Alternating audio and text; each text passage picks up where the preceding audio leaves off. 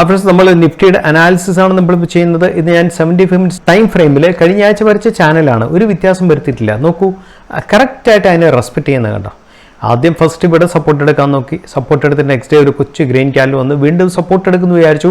അതിൻ്റെ അടുത്ത ദിവസം അതിനേക്കാളും കട്ട് ചെയ്ത് താഴെ പോയി, അത് വീണ്ടും ആ ട്രെൻഡ് ലൈനിൽ സപ്പോർട്ട് എടുത്തു. നെക്സ്റ്റ് ഡേ എന്ന് പറയാൻ പറ്റില്ല, 75 മിനിറ്റ്സ് ക്യാൻഡിലാണ്. സോ അടുത്ത ക്യാൻഡിൽ വീണ്ടും ഈ ഒരു സോണിനെ ഒരു ക്രിട്ടിക്കൽ ആയിട്ടുള്ള സോണിനെ കട്ട് ചെയ്യാൻ നോക്കി, കട്ട് ചെയ്തു, പക്ഷേ സസ്റ്റെയിൻ ചെയ്യില്ല, താഴെ പോയി. നെക്സ്റ്റ് ഡേ വീണ്ടും കട്ട് ചെയ്തു, സസ്റ്റെയിൻ ചെയ്യില്ല, താഴെ പോയി. അടുത്ത ദിവസം കട്ട് ചെയ്യാൻ പോലും നോക്കില്ല, അതിനേക്കാളും സ്പീഡ് താഴെ പോയി. നെക്സ്റ്റ് ഡേ എന്താ സംഭവിച്ചത്? നെക്സ്റ്റ് ഡേ അല്ല, നെക്സ്റ്റ് ക്യാൻഡിൽ എന്താ സംഭവിച്ചത്? നെക്സ്റ്റ് ക്യാൻഡിൽ വീണ്ടും റെസിസ്റ്റൻസ് സോണിലേക്ക് കയറി, പക്ഷേ അവിടെ സസ്റ്റെയിൻ ചെയ്യാൻ പറ്റില്ല, താഴെ പോയി. അടുത്ത ക്യാൻഡിൽ വീണ്ടും റെസിസ്റ്റൻസ് സോണിൽ കയറി, സസ്റ്റെയിൻ ചെയ്യില്ല, താഴെ പോയി. എൻ്റെ അർത്ഥം എന്താണെന്ന് വെച്ചാൽ ഹ്യൂജ് ബെയറിഷ്നെസ് ആണ് നിഫ്റ്റിയിലുള്ളത്, ഹ്യൂജ് ബെയറിഷ്നെസ്.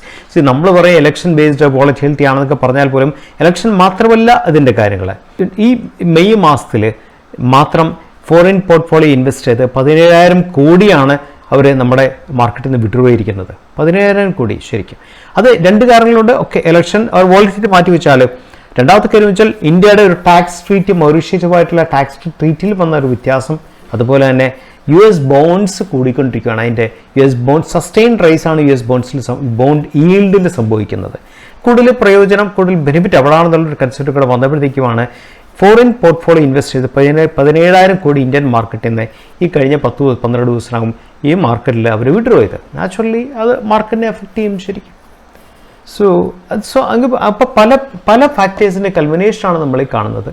ഇനി ഒരു സസ്റ്റൈനബിലിറ്റി ഒക്കെ വരണമെങ്കിൽ എൻ്റെ ഒരു നോട്ടത്തിൽ അറ്റ്ലീസ്റ്റ് നമ്മൾ ആദ്യം ഈ ലെവൽ കട്ട് ചെയ്താൽ പോലും ഇവിടെ റെസിസ്റ്റൻസ്, സ്ട്രോങ് റെസിസ്റ്റൻസ് ഈ ഭാഗത്ത് കിടപ്പുണ്ട്. ഈ റെസിസ്റ്റൻറ്റ് കൂടെ കട്ട് ചെയ്ത് ക്രൂസ് ചെയ്യണം. 75 മിനിറ്റ്സ് ക്യാൻഡിൽ ക്രൂസ് ചെയ്താൽ മാത്രമേ കുറച്ചുകൂടെ സ്ട്രെങ്ത് വന്നെന്നൊക്കെ നമുക്ക് അനുമാനിക്കാൻ സാധിക്കത്തുള്ളൂ. അങ്ങനത്തെ ക്യാൻഡിൽസ് വോളിയം ഉണ്ടായിരിക്കണം, അതും ഒരു ഫാക്ടറാണ്. അപ്പോൾ നമുക്ക് 75 മിനിറ്റ്സ് ക്യാൻഡിൽ നമുക്ക് വേണ്ടത് ഹയർ ലോസ് ക്രിയേറ്റ് ചെയ്യണം. നമ്മൾ 75 മിനിറ്റ്സ് ക്യാൻഡിൽ രണ്ട് ക്യാൻഡിൽ ഹയർ ലോസ് ക്രിയേറ്റ് എന്നുള്ള കാര്യം ഒരു പ്ലസ് പോയിന്റ് ആണ്. ഹൈ ലോസ് മെയിൻറ്റെയിൻ ചെയ്തിട്ട് ഹൈ ക്രിയേറ്റ്, വീണ്ടും ഒരു ബ്രേക്ക് ഔട്ട് കൊടുത്ത് വീണ്ടും ഹൈ ലോസ് ക്രിയേറ്റ് ചെയ്ത് വീണ്ടും ഹൈ കൊടുത്ത് വീണ്ടും ഹയർ ലോ ക്രിയേറ്റ് ചെയ്തിട്ട് വീണ്ടും കയറുമ്പോൾ മാത്രമേ നമുക്ക് മാർക്കറ്റ് സസ്റ്റെയിൻ ചെയ്തു എന്ന് മനസ്സിലാക്കാൻ സാധിക്കത്തുള്ളൂ. നമ്മളെപ്പോഴും ശ്രദ്ധിക്കണം, സസ്റ്റെയിൻ ചെയ്തു എന്നുള്ളതിൻ്റെ first simple breakouts sustain ചെയ്യുന്നതിലാണ്. ഒരു 100 ബ്രേക്ക് ഔട്ട് ദിവസം വന്നാൽ അതിൻ്റെ അകത്തൊരു more than 60-70 breakout sustain ചെയ്യുകയാണെങ്കിൽ മാർക്കറ്റ് റിവേഴ്സ് ട്രെൻഡിലേക്ക് മാറി എന്നൊക്കെ മനസ്സിലാക്കാൻ സാധിക്കും. അങ്ങനത്തെ സിമ്പിൾസൊക്കെയാണ് മാർക്കറ്റിൽ കയറുന്നതിന് മുമ്പ് എന്താ പറയുക, മാർക്കറ്റ് ആ തിരിച്ചൊരു ട്രെൻഡിലേക്ക് വരുമ്പോൾ നമ്മൾ ക്യാച്ച് ചെയ്യാൻ ശ്രമിക്കുന്ന സിമ്പിൾസ്. ഞാൻ പറഞ്ഞല്ലോ 75 മിനിറ്റ്സ് ടൈം ഫ്രെയിമിൽ ഹയർ ലോസ് ക്രിയേറ്റ് ചെയ്യുന്നു, ഹയർ ഹൈസ് ക്രിയേറ്റ് ചെയ്യുന്നു, ബ്രേക്ക് ഔട്ട് കൊടുക്കുന്നു, സസ്റ്റെയിൻ ചെയ്യുന്നു. ഇതൊക്കെ വലിയ വലിയ സിമ്പിൾസാണ്. ഇതൊക്കെ ഇനി വരും ദിവസങ്ങളിലോ വരും മാസങ്ങളിലോ ഒക്കെ സംഭവിക്കട്ടെ എന്ന് നമുക്ക് തൽക്കാലം നമുക്ക് ആ വിശ്വാസം നമുക്കിരിക്കാം. എനിവേ വോളറ്റിലിറ്റി ഇൻഡെക്സ് ഭയങ്കരമായിട്ട് കയറി നിൽക്കുകയാണ്. ക്ലോസ് ടു 18 ആയി കഴിഞ്ഞു. 80% ആണ് കഴിഞ്ഞ ഒരു 2-3 വീക്സ് കൊണ്ട് കയറിയത്. ഫിയർ ഫാക്ടർ വല്ലാതെ കയറി നിൽപ്പുണ്ട്. സോ ഇതൊക്കെ സെറ്റിലാകട്ടെ. നമുക്ക് എല്ലാ ദിവസവും ട്രേഡ് ചെയ്യുന്നതിൽ അർത്ഥമില്ല. പല ദിവസങ്ങളിലും ട്രേഡ് ചെയ്യാത്തതാണ് ഏറ്റവും നല്ല ട്രേഡ് എന്നുള്ള കൺസെപ്റ്റ് നിങ്ങൾ മനസ്സിലാക്കണം. സോ ഇനി നമ്മൾ പുൾ ബാക്കിലേക്ക് വന്ന ഏതാനും സ്റ്റോക്കുകളെ കുറിച്ച് നമുക്കൊന്ന് മനസ്സിലാക്കാം.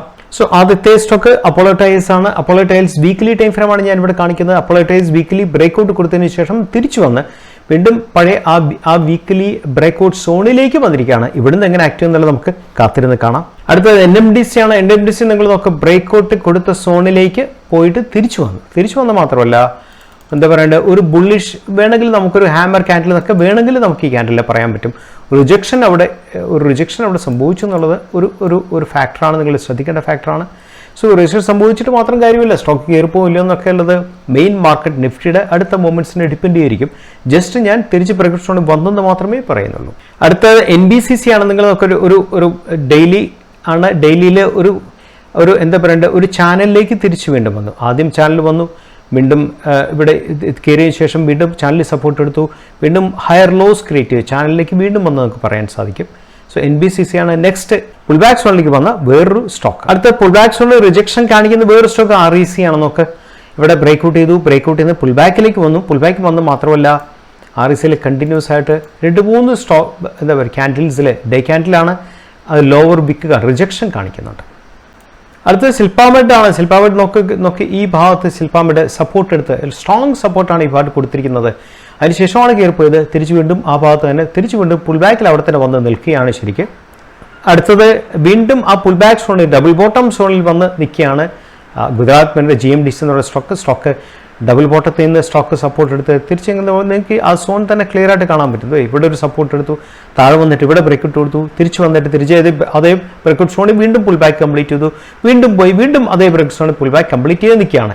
ഇത് തിരിച്ച് കയറുമോ ഇല്ല എന്നുള്ളത് നമുക്ക് പ്രവചനങ്ങളില്ല, നമുക്ക് മാർക്കറ്റിനെ ഡിപ്പെൻഡ് ചെയ്തിരിക്കും അതിൻ്റെ ഉള്ളിൽ തിരിച്ച് കയറ്റം what ever B it is. അടുത്ത IFC ആണ് നോക്ക്. ബ്രേക്കൗട്ട് ക്യാൻഡിലാണ് ബ്രേക്കൗട്ട് കഴിച്ച് തിരിച്ച് പുൾ ബാക്കിലേക്ക് വന്ന് കിടക്കുന്ന ഒരു സ്റ്റോക്കാണ് IFC. അതും ഈ ബ്രേക്കൗട്ട് കഴിഞ്ഞിട്ട് തിരിച്ച് അത് പുൾ ബാക്ക് പോയിട്ട് തിരിച്ചു വന്നു. വേണമെങ്കിൽ നമുക്ക് ഇവിടെ ഒരു ട്രെൻഡ് ലൈനും കൂടെ നമുക്ക് വേണമെങ്കിൽ ആഡ് ചെയ്യാൻ പറ്റും ശരിക്കും. And last stock Jindal stainless ആണെന്ന് നോക്ക്. തിരിച്ച് ജിൻഡാൽ സ്റ്റെയിൻലെസ് നിങ്ങൾ ലെഫ്റ്റിലേക്ക് ഇത് എക്സ്റ്റെൻഡ് ചെയ്താൽ നമുക്ക് കാണാൻ പറ്റും. ബ്രേക്കൗട്ട് കൊടുത്തു, തിരിച്ച് താഴെ വന്നു, വീണ്ടും ബ്രേക്കൗട്ട് ചെയ്തു, തിരിച്ചു പോയി, തിരിച്ച് വീണ്ടും പുൾ ബാക്ക് വന്നു, അതേ സോണിൽ ബ്രേക്കൗട്ട് സോണിൽ തന്നെ പുൾ ബാക്ക് വന്നു, തിരിച്ചു പോയി, തിരിച്ച് വീണ്ടും എന്താ പറയേണ്ടത് പുൾ ബാക്ക് സോണിൽ തന്നെ വന്നു. ഇവിടുന്ന് കയറുമോ ഇറങ്ങുമോ എന്ന് നോക്കുമ്പോൾ നമുക്ക് മുൻവിധികളില്ല. മാർക്കറ്റ് റെസ്പോണ്ട് ചെയ്ത് നമുക്ക് കാത്തിരിക്കാം. വണ്ടർഫുൾ റിസൾട്ടാണ് തന്നിരിക്കുന്നത് ABB ഇന്ത്യ. കമ്പനിയുടെ ചരിത്രത്തിലെ ബെസ്റ്റ് റിസൾട്ട്. എന്താ റിസൾട്ട് എന്നറിയാം? മാർക്കറ്റ് ക്യാപ്പ് അറിയാം, ലാർജ് ക്യാപ്പ് കമ്പനിയാണ്, വേൾഡ് ഫേമസ് കമ്പനിയാണ്. സ്റ്റോപ്പ് പീസ് 104 സ്ട്രെച്ച്ഡ് ആണ്, പറയേണ്ട കാര്യമില്ല. ഡിമാൻഡ് കൂടുതലാകുമ്പോൾ സ്ട്രെച്ച് ചെയ്യും നാച്ചുറലി. ഇൻഡസ്ട്രി ബി 47 ഉള്ളൂ. ആൻഡ് ചെയ്ത് ക്വാർട്ടർ നോക്കും നിങ്ങൾ. കഴിഞ്ഞ മാസം 2011 നിന്നും ടോപ്പ് ലൈൻ 3080 ആയി. ഫസ്റ്റ് ടൈമാണ് കമ്പനി 3000 ക്രോസ് ചെയ്യുന്നത്. 2411, 2509, 2769, 2759, 3080. ചെയ്ത് കുമുലേറ്റീവ് പെർഫോമൻസ് നോക്കുക.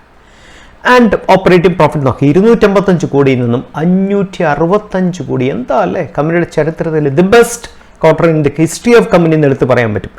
285, 349, 439, 417 ആൻഡ് 565. ഫാന്റാസ്റ്റിക് റിസൾട്ട് കാഴ്ചവെച്ച ഒരു ക്വാർട്ടറാണ് കമ്പനിയെ സംബന്ധിച്ച്. Amazing result. നമുക്ക് OPM എക്സ്പാൻഷൻ ഒക്കെ 12% to 15% to 18% ആണ്. ആൻഡ് നെറ്റ് പ്രോഫിറ്റ് 459 കോടി net profit. Biggest in the കമ്പനിയുടെ ചരിത്രത്തിൽ ഏറ്റവും വലിയ എന്താ പറയണ്ടേ പെർഫോമൻസ് ആണ്. ശ്രദ്ധിക്കണം, ഹയസ്റ്റ് എവർ നമ്പർ വിത്ത് healthy order backlog. Order backlog huge ആണ് ഈ കമ്പനിക്ക്. 8932 കോടിയുടെ ഓർഡർ ബാക്ക്ലോഗ് ഉണ്ട് ഈ കമ്പനിക്ക്. അപ്പോൾ കമ്പനിയുടെ ഏർണിങ്സ് ക്ലാരിറ്റിയെ കുറിച്ച് നിങ്ങൾ മനസ്സിലാക്കും നിങ്ങൾ. ആൻഡ് പ്രോഫിറ്റ് P&L കൊണ്ട് നോക്കും. 1501 നിന്നും 1770, 10547 നിന്ന് 11116 ആയി സെയിൽസ്. ടോപ്പ് ലൈൻ വന്നിട്ട് ശ്രദ്ധിക്കണം, ടോപ്പ് ലൈൻ വന്നിട്ടുള്ള ഇത് ശരിക്കും പറഞ്ഞാൽ ഇവരുടെ accounting means Jan to December ആണ്. കണ്ടോ, ഡിസംബർ കിടക്കുന്നുണ്ട്. യൂറോപ്യൻ അക്കൗണ്ടിങ് ആണ്. അവരെ സംബന്ധിച്ച് ഫസ്റ്റ് ക്വാർട്ടറാണിത്. So see the performance, first quarter performance നോക്കുക നിങ്ങൾ. എന്താ പെർഫോമൻസ് അല്ലേ കമ്പനി കാഴ്ചവെച്ചിരിക്കുന്നത്. ആൻഡ് ബാലൻസ് ഷീറ്റ് നോക്ക്. ബാലൻസ് ഷീറ്റ് ഡൈല്യൂഷൻ ഒന്നുമില്ല. റിസർവ് 4897 നിന്നും 5902 കോടിയായി. ബോറോയിൻസ് ഒന്നുമില്ല. There is no borrowings at all. ആ പടം 50 കോടിയേ ഉള്ളൂ ശരിക്കും പറയാനാണെങ്കിൽ. എക്സൽ ക്യാപിറ്റൽ വർക്ക് ഇൻ പ്രോഗ്രസ് ആണ്, 60 കോടി പ്രോഗ്രസ് ഉണ്ട്.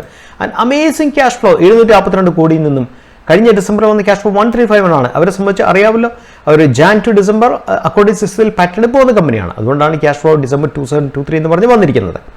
And see the ratio debtor days same, inventory days 98 to 90 ആയിട്ട് കുറഞ്ഞു. Days payable, cash conversion cycle 0, 5 നിന്നും 0 ആയി. കമന്റബിൾ ആണ്. വർക്കിംഗ് ക്യാപിറ്റൽ സൈക്കിൾ ആ പടം -9 ആണ്. And super share holding pattern ആണ്. പ്രൊമോട്ടറിൽ 75 ഹയസ്റ്റ് ആണ്. ബേസിനയിൽ 11, ഡിഎസിനയിൽ 5, പബ്ലിക്കിൻ്റെ ആ പടം 7% ഉള്ളൂ.